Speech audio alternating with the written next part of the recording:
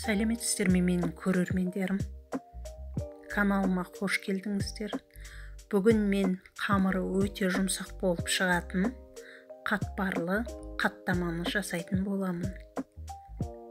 Менімен бірге болып, видеоны соңына дейін көріңіздер. Осы рецепт бойынша жасап көріңіздер, өте жұмсақ болып шығады. Және қатпар болып, қатпарланып тұрады.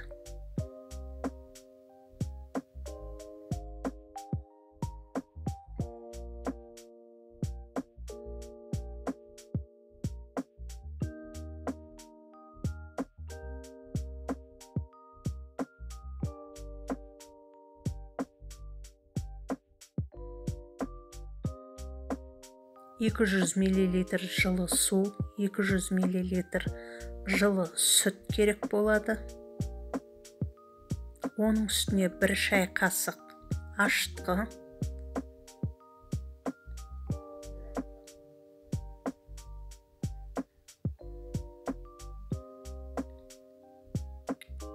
бір шай қасық шекер салдым. Ерігенше араластырамын.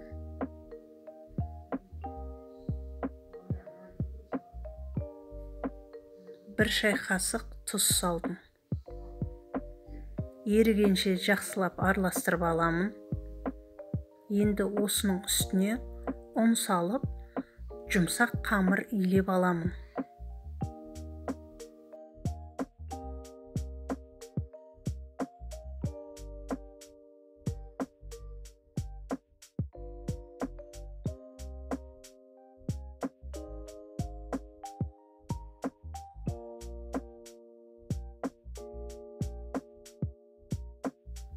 Қамырды жақсылап илегеннен кейін бетін жауып 15-20 минутқа қойып қоямын.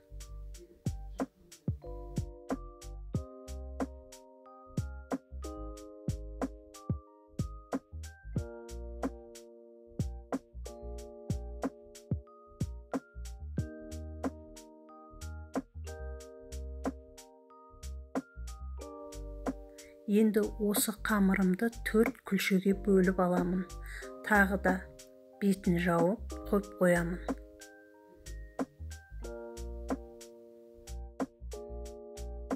Енді осы күлшелерімді шетінен алып, жайып аламын. Барлығын жайып, осылай арасына кішкене ұн салып, дайындап аламын. Енді осы жайған қамырларымның арасына сары май немесе маргарин жағамын. Сары майды жаққаннан кейін кішкене қатқанын күтемін. Содан кейін барып, екінші қамырды үстіне қоямын. Екінші қамырдың үстіне де сары майды жағып аламын. Барлығын осылай кезекпен кезек салып, арасына майымды жағып отырамын. Майды жаққан кезде міндетті түрде кішкене қатқанын күтемін.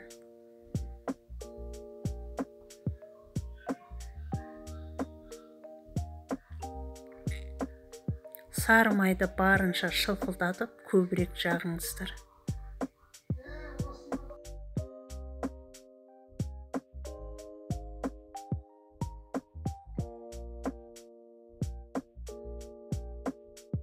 Келесі қамырымды да осылай істеп аламын.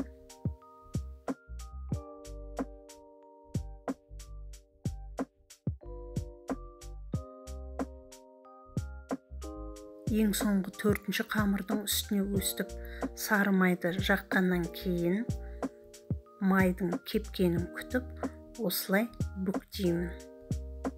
Қамырымды бүктеп, олардың да үстіне сары май жағамын. Осылай сары майды аламын. Екінші қамырды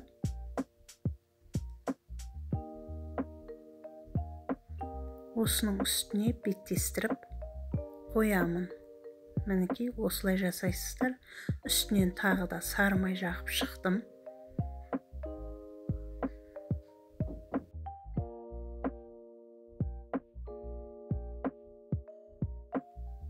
Енді осы қамырымды екіге бөлемін ортасынан. Осылай бөліп аласыздар.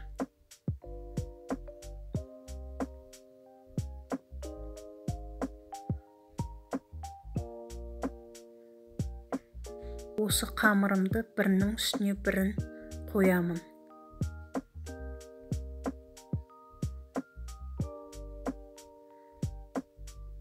Тағы да үстінен екі бөлікке бөліп алам. Ортасынан екі бөлікке бөлемін. Үстінен кішкене қамырды басып ауаларын шығарамын.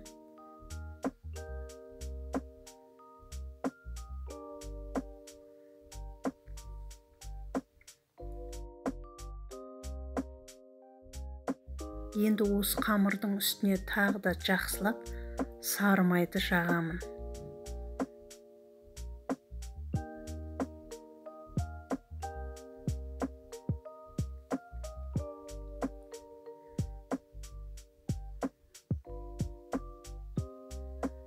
Осы видеода көріп отқандарыңыздай жасаңыздар. Енді бірінші қамырды алып, осылай ораймын. Рулет сияқты қылып ораймын. Жақсылап, тығыздап орап аламын.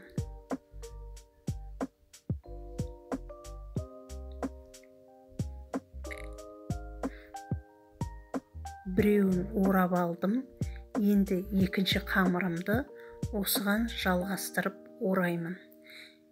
Екі бөлік пісірсеңіздер де болады. Мен барлығын біріктіріп, үлкен қылып пісіремін.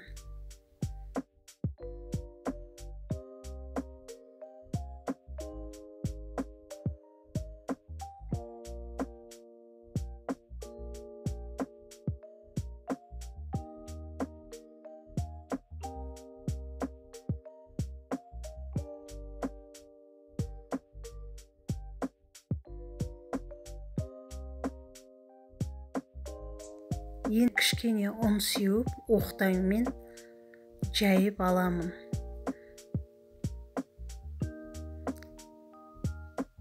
Қолмен осылай басып кішкене жайсаңыздар да болады. Содан кейін оқтаудың көмегімен жайып аламын. Жайған қамырымды ыдысыма салып алдым. 200 градуста духовкада қызарғанша пісіремін. Бетіне жұмыртқаның бір сарысын жақтым. Жақсылап барлық жеріне жағып аламын.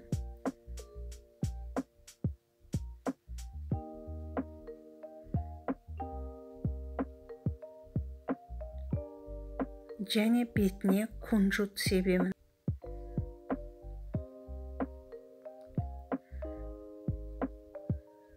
«200 градуста духовкада қызарғанша пісіріп аламын.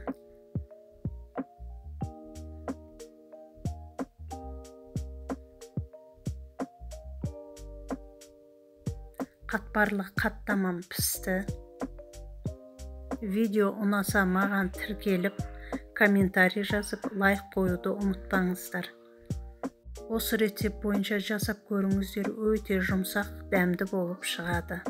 Астарыңыз дәмді болсын, келесі кездескенше сау болыңыздар.